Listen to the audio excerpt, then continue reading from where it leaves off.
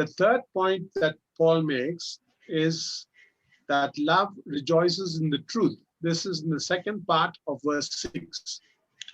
और तीसरी जो महत्वपूर्ण बात प्यार के बारे में, प्रेम के बारे में पौलुस सिखाता है वो ये है कि प्रेम जो है वो सत्य में आनंदित होता है। ये हम 13वें अध्याय के 6वें पद के दूसरे भाग में हम पढ़ते हैं।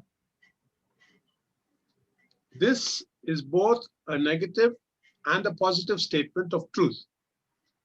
और ये सत्यता के बारे में हकारात्मक और नकारात्मक दोनों प्रकार का एक वाक्य है।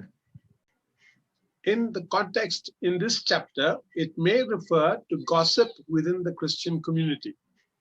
और इस अध्याय के संदर्भ के अगर हम अभ्यास करें तो शायद इस मसीह समुदाय में जो गपशप चल रही थी, अफवाहें चल रही थी, उसके बारे में शायद ये लिखा हो। This is because it stands in contrast with the first part of the verse, which reads, "Love does not rejoice in wrongdoing or in unrighteousness." और ये हम ऐसा इसलिए कह सकते हैं क्योंकि शायद 6वें पद का जो पहला भाग है वहां पे इस प्रकार लिखा है कि प्रेम जो है वो कुकर्म से आनंदित नहीं होता है। On the other hand, it's more likely that unrighteousness is the opposite of right living, and that truth refers to the truth as revealed in Jesus. और शायद ये भी हो सकता है कि ये जो अधर्म है या फिर कुकर्म है वो सच्ची रीति से जीना और सत्य से विरोधाभास में है, जो सुसमाचार का संदेश है। We now have another stylistic feature. और यहाँ पर यदि हम देखें तो एक और रचनात्मक चारित्र को हम भाषा का सीखते हैं। यहाँ पर The term "all things" is fronted 4 times in this verse for emphasis.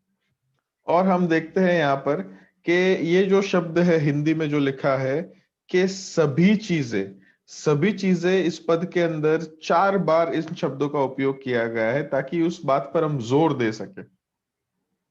Paul's point is that love is inclusive. पौलुस जो यहाँ पे कहना चाह रहा है वो ये है कि प्रेम जो है वो सबको समेट कर एक साथ रखने वाला है। All things is used in the sense of at all times. That is, all 4 verbs are in the present tense or on all occasions, all times or all occasions. और ये जो सभी चीजें, ये जो शब्द लिखा गया है वो सभी चीजें का मतलब है कि हर एक समय में, और जो चारों के चारों जो क्रियापद है वो वर्तमान काल में लिखे गए हैं। इसका मतलब ये है कि सभी अवसरों में, मतलब सभी समय में या फिर सभी अवसरों में। So the next 4 terms are all qualified by the word always.